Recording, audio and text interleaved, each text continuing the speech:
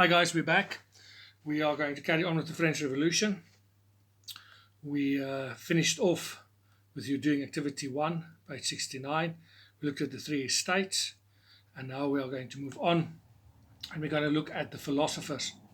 Now, the philosophers were people that sort of had a different view of the world, opposed to the view that the rest of the people has, specifically the worldview that the Roman Catholic Church had at the time. So, the church, as we know, the Roman Catholic Church was one of the most powerful churches in the world, and at that point, it was extremely important in people's daily lives.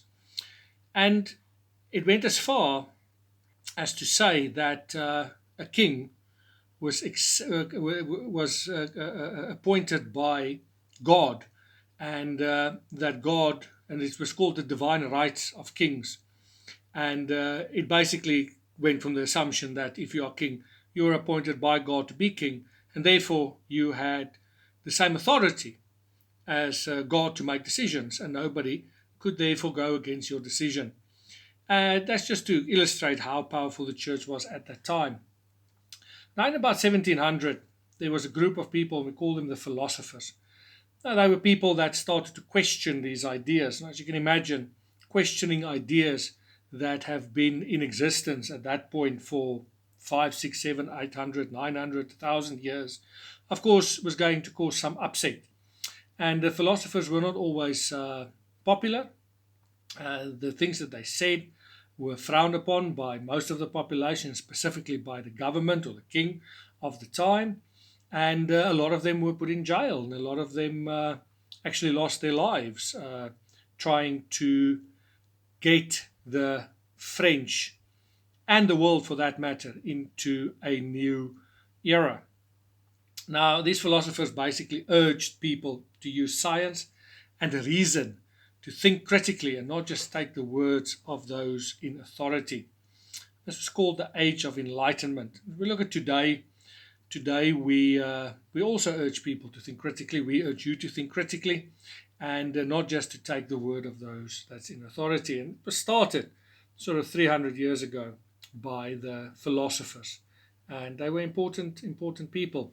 Many of the philosophers were French. They wrote critically about the system of government and the social system in France. Many educated people started to read their books and began to see the possibility of change. As I say to you, change is one of those funny things. If there's no possibility of change, then it won't happen. But if the possibility exists, then it will happen. One of these philosophers was a guy called Voltaire, and he criticized the church for being corrupt and worldly. And he believed everybody should express their opinions freely. He was imprisoned many times and spent about 20 years in exile. He was one of the most famous philosophers. He was somebody that didn't really care what people thought of him, and what he said was not popular because, as you can see, he was imprisoned a few times. But sometimes you need people like that to point out the problems that are being that there are in the world.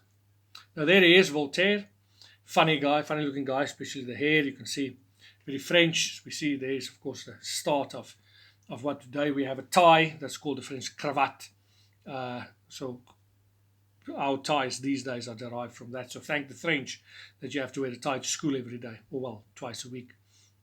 And there's one or two of the things that Voltaire said, and both important. First one, I do not agree with what you have to say, but I'll defend to death your right to say it. Basically means that everybody's got a right to their own opinion, and it is not up to us to decide whether somebody's opinion is right or wrong. We may disagree with them, but we may not say to them that they cannot have that opinion. That is not correct. And then the second one is every man is guilty of all the good he did not do. And that's a very important one, especially in our lives today, where he says that everybody is guilty of the good that you did not do, things that you should have done to help other people, the good that you should have done that you did not do. We are all guilty of that. Diderot was another guy. He was the leader of a group philosophers called the encyclopedists. They set out to write an encyclopedia of all existing knowledge. Now, that's what an encyclopedia is. It is a book, or today it's Wikipedia. It's on the web. It is all possible information on not all possible information on a subject, but it is information on all possible subjects, even if the information is not 100% complete. So they wanted to write a long, and did write a long book, certain volumes, quite a few volumes of this book, the encyclopedia, the first encyclopedia that was ever written. And as they wrote it, they became more and more critical of the situation in France as they gained more information.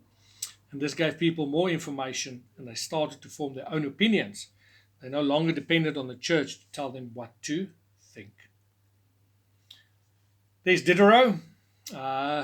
He said, man will never be free until the last king is strangled with the entrails of the last priest. That's quite violent, and he had a firm belief that there should be no kings and there should be no priests. A lot of these philosophers, of course, were quite violent, and they were quite set to enforce change. Doesn't matter what it costs, and some of them was willing to die for their beliefs. Then a guy called Montesquieu stressed the need for a parliament to be elected by the people and independent judges, not controlled by the king. Also wanted a king whose power were controlled and limited by law and government, or parliament. So he wanted more of a system like we have today with a parliament, elected people, and so on and so forth. Of course, at that point in France, it was not the case at all. And there is Montesquieu. And then a very interesting one there. The less you think, the more people agree with you. And the more you think, the more you sort of challenge what other people think, the more they will disagree with you. And that disagreements can become quite heated sometimes. Then perhaps the most famous, most influential one of the lot was JeanJacques Rousseau. He believed in equality of all people. And he wrote that rulers were not chosen by God, but to represent the people. This was the basis of democracy. This is what we have today, is democracy. And that the rulers are chosen by the people, and they represent the people, or they're supposed to represent the people. His ideas were very popular and played an important role in bringing about change in France and in the world. The call for liberty, equality, and fraternity. Liberty means freedom, equality, to be equal. Fraternity is brotherhood. That became the slogan for the French Revolution, was inspired by his writings. And there he is. And the important quote there is that no man has any natural authority over his fellow men. You're not born, in other words, with authority over your fellow men. You have to gain it. All right, now the influence of the American War of Independence, that is now moving away from the philosophers completely. And this is going to be one of the last causes of the French Revolution. The new ideas of government also came from America. And in 1776, the British colonists in America declared their independence from British rule. Remember, they all came from Britain. Most of them, Britain, Netherlands, Scotland, and so on. And they settled in the east of America.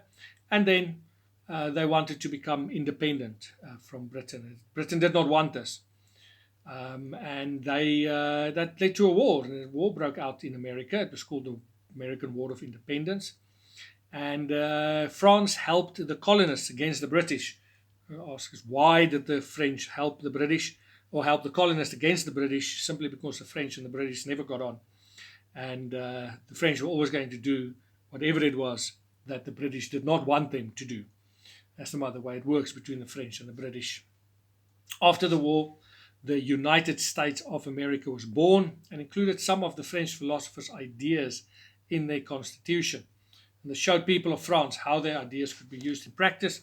Some soldiers arrived back inspired by the ideas of democracy that they saw in America. Unfortunately, the cost of sending an army to France caused a major economic crisis in France at the time in 1789. That is the same year you will notice that the revolution broke out. The country was bankrupt. We know that. The situation was made worse by bad harvests, food shortages, and the rising of bread prices. And bread prices were rising because of the bad harvests. The king's advisors decided the only solution was to call the Estates General together and try and raise the taxes. As we know, they have not met in 175 years, and the call for them to meet caused great excitement. People started writing demands down, and they gave it to the representatives to take to the Estates General. Now, this was little slips of paper that everybody sort of started writing down their demands, and they thought that at the Estates General, at this big meeting that they didn't have for 175 years, all these things were going to be discussed. But unfortunately, that was not to be the case. Right, activity 2, page 72. Please follow the D6, the document on the D6, and also the WhatsApp, and you'll know when to do what.